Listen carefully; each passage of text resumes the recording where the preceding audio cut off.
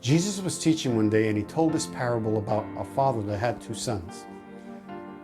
It says that the youngest son came to the father one day and said, "Father, I want my inheritance."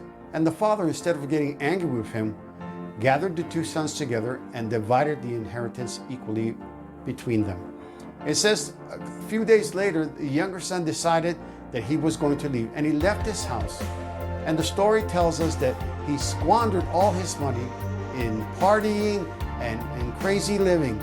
And it got to the point where he had no money left to even feed himself. He was so hungry, he hired himself out to a pig farmer. And while he was feeding the pigs, he wanted to eat their food. It says that one day he came to his senses and he said, "You know what? In my father's house, there's plenty of food. And I don't need for anything. I will get up and I will go back." So he gets up and he starts walking home. While he's walking home, he's practicing his apology to his father. He's saying, "Father, I am not worthy to be called your son. I will be just one of your servants." And he continued to walk. And as he was waiting on the side of the road, he saw his son.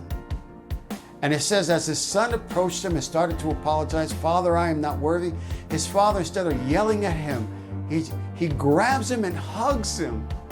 And then he takes him into the house and he calls the servants. "My son is back. Go get the fatted calf. We're going to celebrate this. Put some shoes on his feet and a ring on his hand, because my son that was lost has returned." And it says also in the story that his brother was working out in the field and he heard all this commotion. So he comes into the house and he says to his father, "What is going on here?" He says, "Your brother has returned." And he looks at his father and he says, "So now you're going to celebrate this ingrate? He left us. He squandered his money." He says, "No, but you don't understand. My son that was lost is now found. My son that was dead is now alive." Now the parable is about God and us. We have walked away from God. We have forgotten his ways. But God is still waiting for us.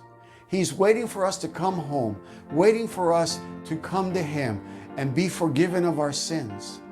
You know what? Come home today. Come to God. Come to Jesus, and he will forgive you. Come home.